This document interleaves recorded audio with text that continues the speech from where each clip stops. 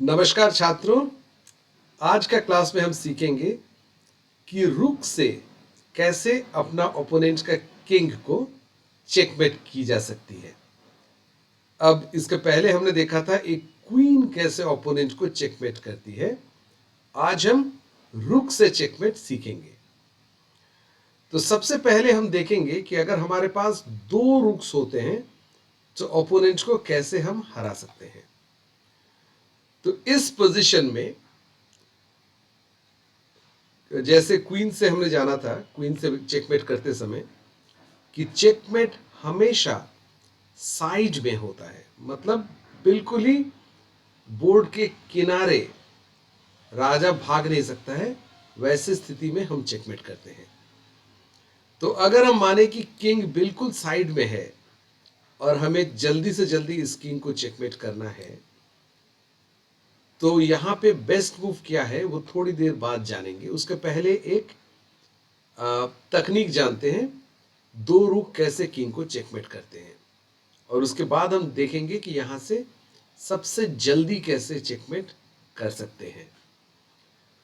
तो इस तकनीक का नाम है स्टेयरकेस तकनीक, मतलब जो सीढ़ी में हम चढ़ते हैं वैसे मूवमेंट करके दोनों रुक्स ओपोनेंट का किंग को चेकमेट करेगा। देखते हैं कैसे।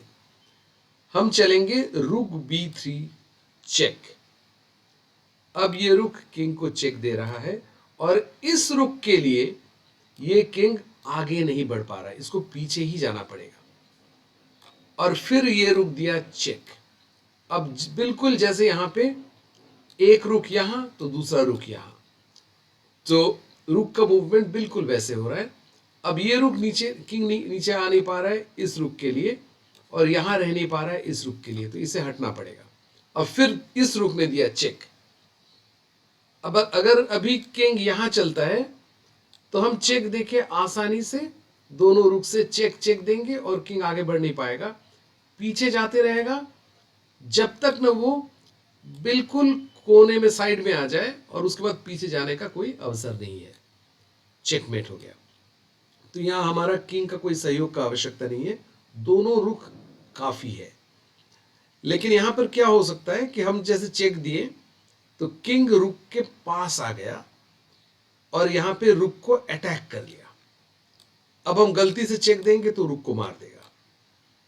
तो इसलिए हमें क्या करना है, रुक को बहुत दूर चले जाना है ताकि इस किंग से ये रुक को न मार पाए और आसानी से हम चेक देंगे। अगर किंग चेक नहीं देने देगा, क्योंकि अगर गलती से चेक देते हैं तो किंग से मार देगा, तब हम क्या करेंगे, रुक को दूर चले जाएंगे और अब हम ये रुक से अगला चेक और ये रुक से अगला चेक। जैसे किंग अगर वेट करेगा तो हम चेक देंगे और फिर नीचे जाएगा तो यहां से चेकमेट करेंगे।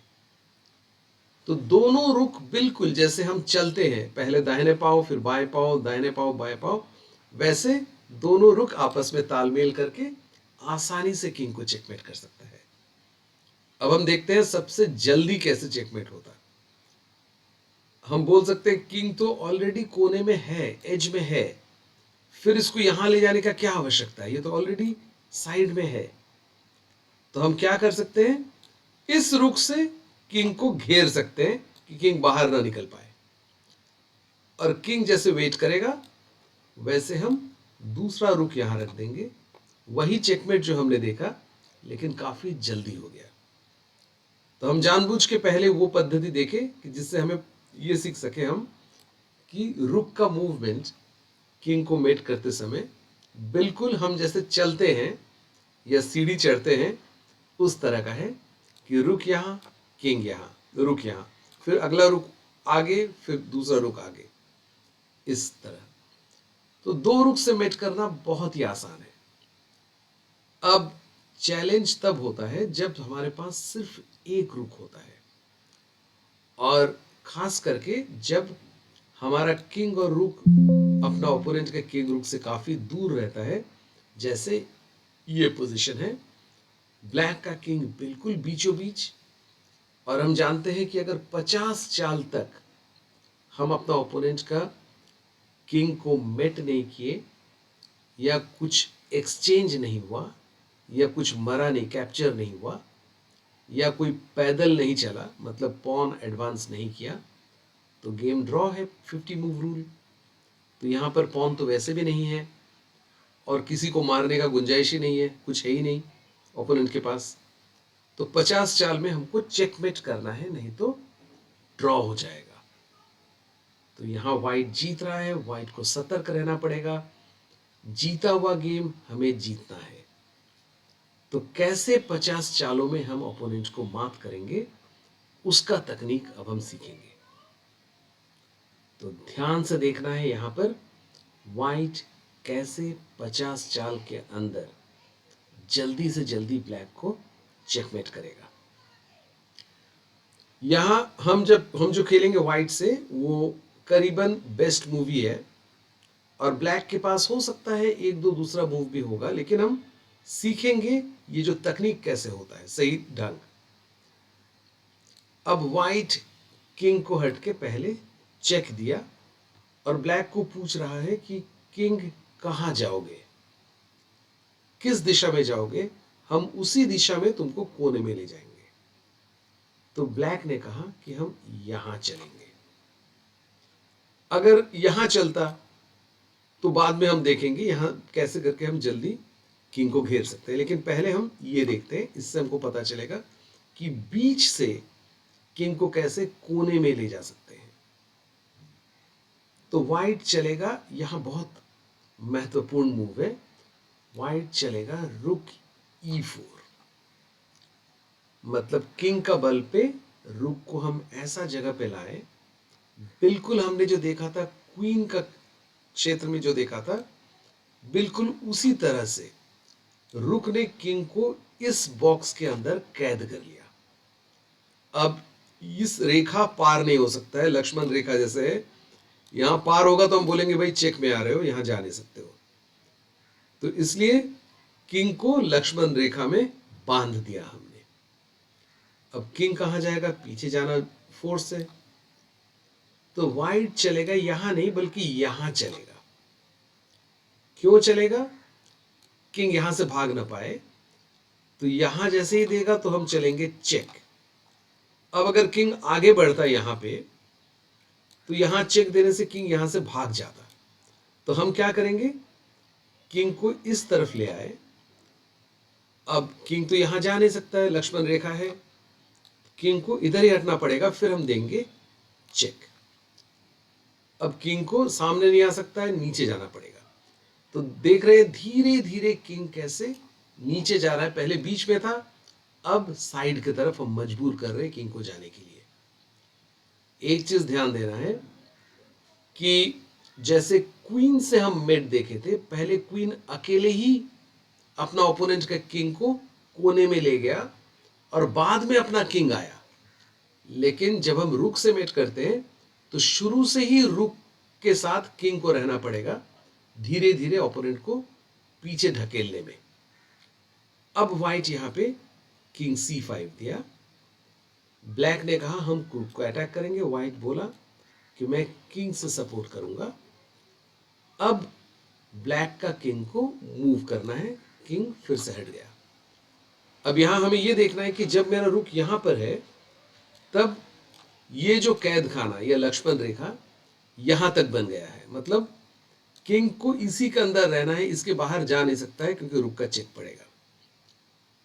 अब किंग को यहां आना पड़ा, अब व्हाइट देगा ये मूव, और जो कैद खाना है या लक्ष्मण रेखा है वो और छोटा हो गया, मतलब सिर्फ इतने में किंग को रहना पड़ेगा। अब किंग गया यहां, तो व्हाइट ने कहा कि मैं इसको और छोटा बनाता हूं, क्योंकि मेरा रेखा अब ये है, किंग इस लाइन में भी नहीं आ सकता है, चेक पड़ेगा, और यहां से तो भाग नहीं सकता है, चेक पड़ेगा। तो सिर्फ ये 3 घर में किंग सीमित है। तो हमने देखा कि बीच से कैसे धीरे धीरे धीरे किंग को साइड में ले गए और फिर हम कोने में ले गए। अब किंग यहां देगा, गलती से ये मत देना क्योंकि रुक मर जाएगा, पहले अपना किंग को लाना है पास, और जैसे वो यहां गया हम और साइड में आ गए, किंग का बिल्कुल सामने। अब जैसे किंग यहां गया, रुक ने चला यहां। अब बिल्कुल क्वीन में, जैसे क्वीन के बारे में हमने देखा था कि किंग को फाइनली अंततः ये इन दो स्क्वायर में रेस्ट्रिक्ट कर दिए। अब कैद खाना इतना छोटा है कि ब्लैक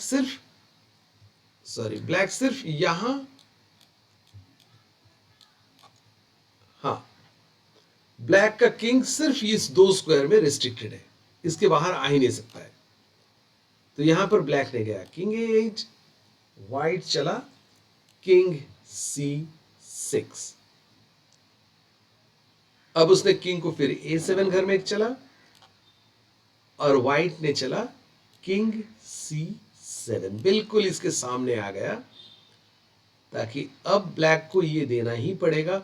और यहां पर बहुत सतर्क रहना पड़ेगा, गलती से भी हम ये ना दें तो किंग को इतना कोने में ले जाएंगे और फंसा देंगे कि वो चेकमेट नहीं बल्कि स्टेलमेट हो जाएगा, बिना शह का मात हो जाएगा। मात हो गया, किंग बेचारा यहां पड़ा हुआ है, चल नहीं सकता है, बोलेगा हमको ड्रॉ चाहिए क्योंकि बिना चेक का मेट कर दिए हो। तो हमें क्या करना है, ये चेक देना है और किंग चेकमेट हो गया। तो ये रहा चेकमेट करने का तकनीक। जब हम किंग को धीरे धीरे धीरे धीरे कोने में ले गए, पहला पोजीशन यहां था, यहां से हमने क्या दिया, चेक दिया। अगर किंग यहां आता तो हम यहां आते, किंग को सामने नहीं आने देते, हम अभी अपना कैद खाना ऐसे बना लेते। और किंग अगर ऐसे आता फिर हम क्या करते, अपना कैद खाना हाँ, यहां पर ये देते और अपना कैद खाना फिर से छोटा कर देते। तो मेरा वही आइडिया जो हमने अभी सीखा कि धीरे धीरे ओपोनेंट का किंग को कैद करना एक कोने में, अपना किंग सामने ले आना है, सतर्क रहना है स्टेलमेट ना हो जाए, और फिर चेकमेट करना है। ये रहा आज का क्लास। अगला क्लास में हम नया लेसन सीखेंगे। तब तक के लिए प्रैक्टिस करते रहना। धन्यवाद।